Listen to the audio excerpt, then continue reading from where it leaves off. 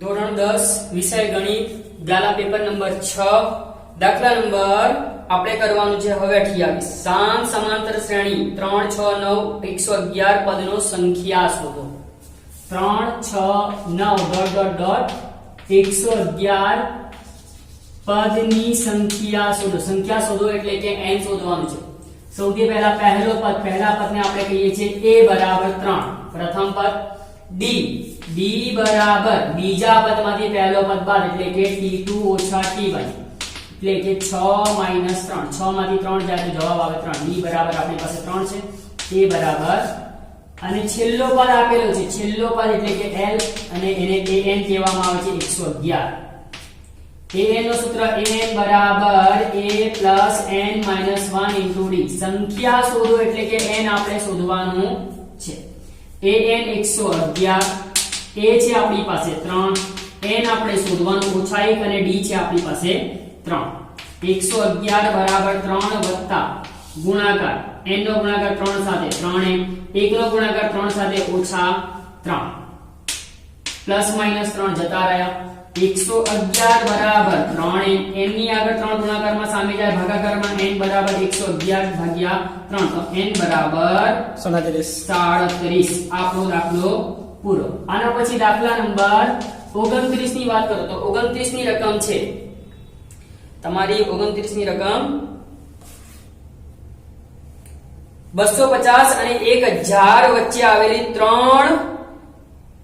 ત્રણ ના ગુણિતનો સરવાળો શોધો 250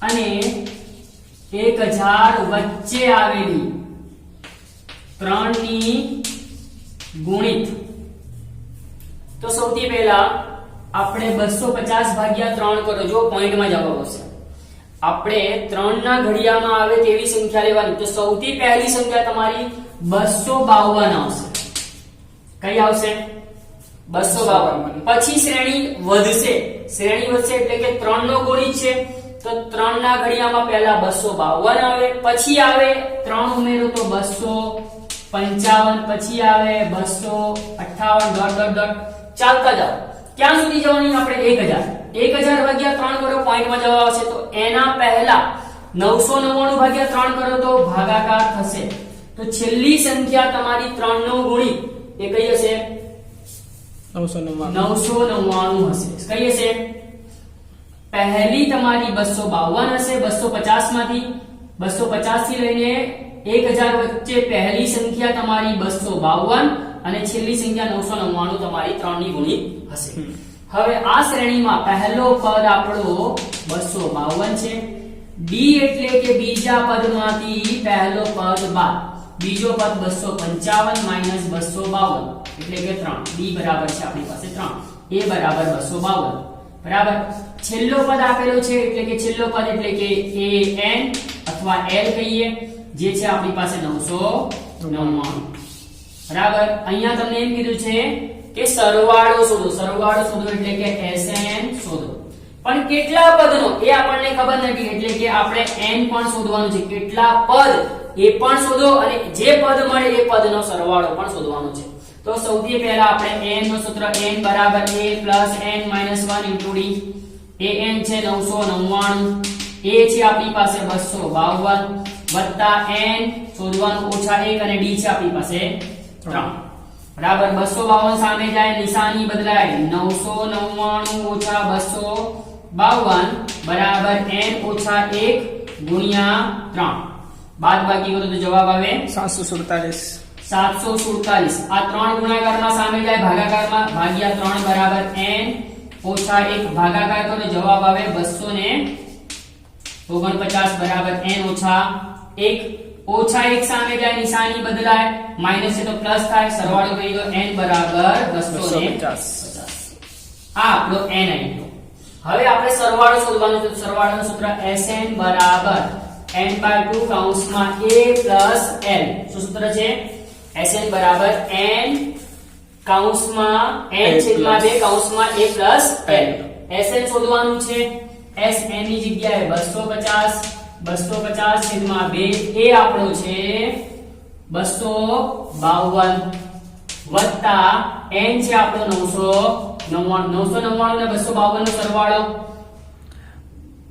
2251 1251 1251 અને 250 અને 2 નો ભાગાકાર કરો જવાબ આવે 125 બંનેનો ગુણાકાર કરો જવાબ આવે 15000 1,56,375 1,56,375 આ આપણો S 250 એટલે કે 250 પદનો સરવાળો મળી ગયો. આ દાખલો અહીંયા પૂર્ણ થયો.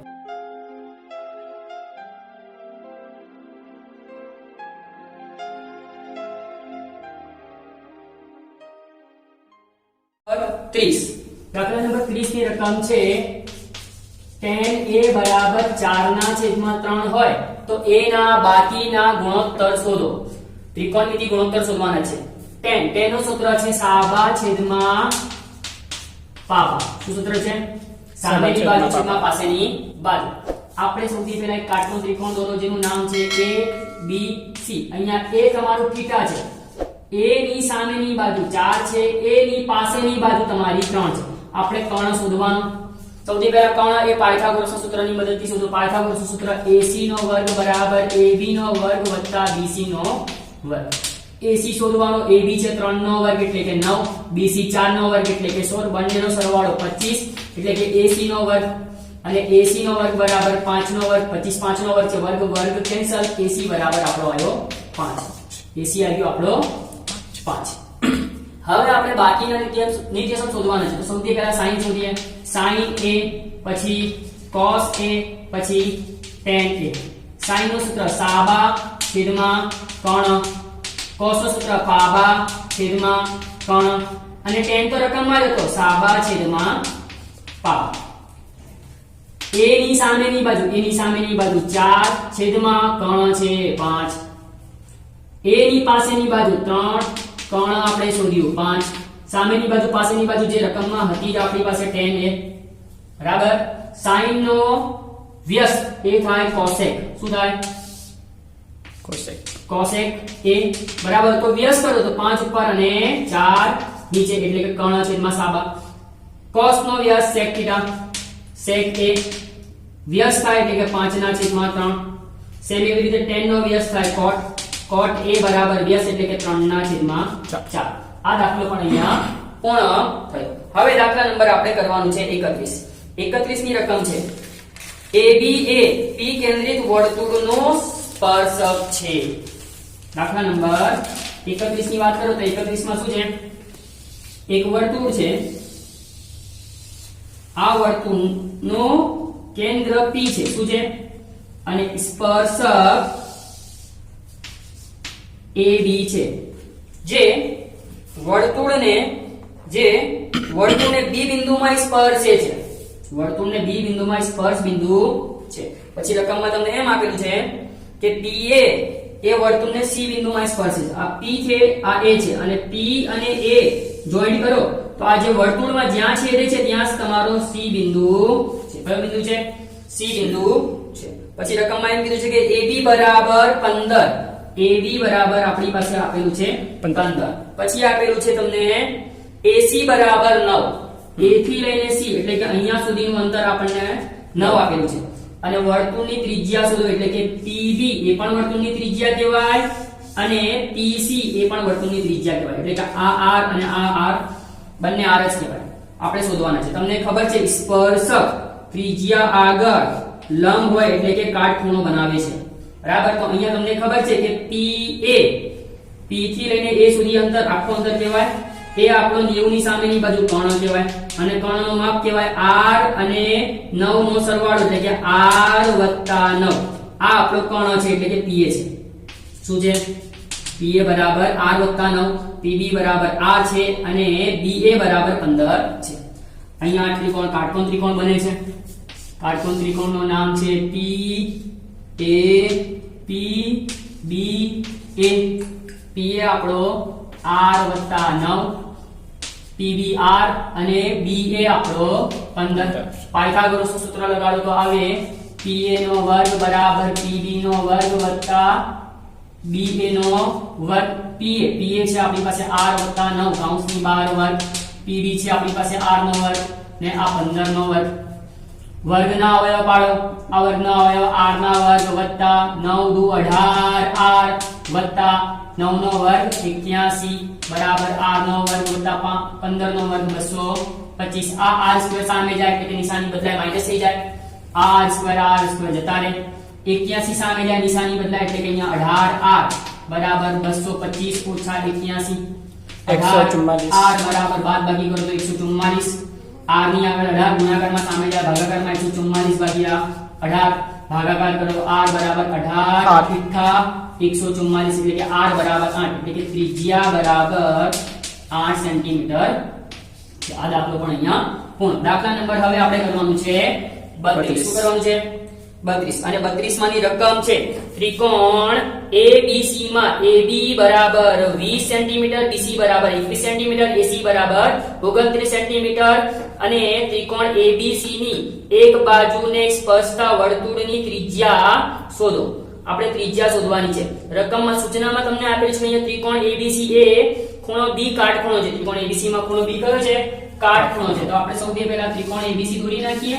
બરાબર, અહીંયા A મૂક્યો, અહીંયા B મૂક્યો અને અહીંયા C. B કાટખૂણો છે એટલા માટે.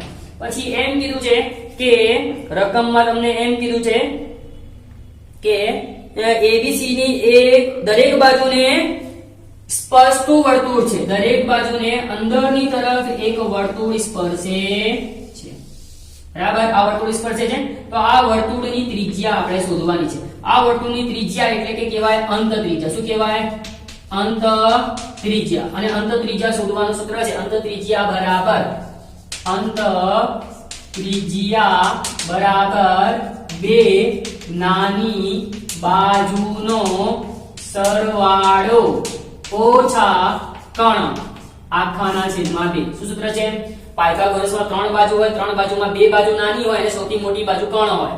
તો 2 સૌથી નાની બાજુનો સરવાળો ઓછા કર્ણ આખાના છેદમાં 2. બરાબર, તો અહીંયા આપણને AB, BC અને AC દરેકના માપ આપેલા છે. AB નો માપ કેટલો છે? 20. BC નો માપ કેટલો છે? 21. અને AC નો માપ છે 29. તો સૌથી પહેલા સૂત્ર મુજબ આપણે R બરાબર સૂત્ર આવે AB નાની બાજુ AB અને BC, AB + BC ઓછા કર્ણ છે AC આખાના છેદમાં 2 એટલે કે 20 + 21 ઓછા 29 આખાના છેદમાં 2. 20 ને 21 એ થાય 41 ઓછા 29 છેદમાં 2. બાદબાકી કરો તો 12 છેદમાં 2 ભાગાકાર કરો 6 સેન્ટીમીટર તમારો R થાય. આ દાખલો પણ અહીંયા પૂર્ણ થયો. આના પછી દાખલા નંબર આપણે જોવાનું છે 33 માં રકમમાં એમ કીધું છે. શું કીધું છે? 33 માંની રકમ છે કે એક વર્તુળ ચતુષ્કોણ ABCD ની બધી બાજુનો સ્પર્શે છે. એક ચતુષ્કોણ વર્તુળની દરેક બાજુને સ્પર્શે છે. બરાબર, નામ છે ABCD. ચતુષ્કોણનું નામ છે ABCD અને તે દરેક બાજુને સ્પર્શે છે. બરાબર, અને રકમમાં એમ કીધું છે કે AB બરાબર BC બરાબર CD બરાબર માપ આપેલા છે અને AD નું માપ આપણે શોધવાનું છે. AB નું માપ છે આપણી પાસે 12.8. BC નું માપ છે આપણી પાસે 15.2. CD નું માપ છે આપણી પાસે 9.3 અને AD આપણે શોધવાનું છે. જ્યારે પણ ચતુષ્કોણની અંદર વર્તુળ સ્પર્શતું હોય તો સામસામેની બાજુનો સરવાળો બરાબર સામસામેની બાજુનો સરવાળો થાય. સૂત્ર શું થાય? સૂત્ર સામસામેની બાજુનો સરવાળો વત્તા બરાબર સામસામેની બાજુનો સરવાળો એટલે કે સૂત્ર થાય તમારો ઈજી સૂત્ર છે AB ની સામેની બાજુ કઈ છે? CD. તો AB અને CD નો સરવાળો બરાબર BC ની સામેની બાજુ છે તમારી AD. બરાબર, ચલો AB છે 12.8 વત્તા CD છે તમારો 9.3 બરાબર અહીંયા 15.2 વત્તા AD આપણે શોધવાનું છે. બંનેનો સરવાળો કરો જવાબ આવે 22.1 બરાબર 15.2 વત્તા AD. 15.2 સામે જાય નિશાની બદલાય એટલે કે 22.1 માંથી 15.2 બાદ કરો તો કેટલા આવે? 6.9. તો AD બરાબર 6.9 આપણો જવાબ સેન્ટીમીટર. દાખલો થઈ ગયો અહીંયા પણ AD શોધવાનો હતો. બરાબર, હવે આગળ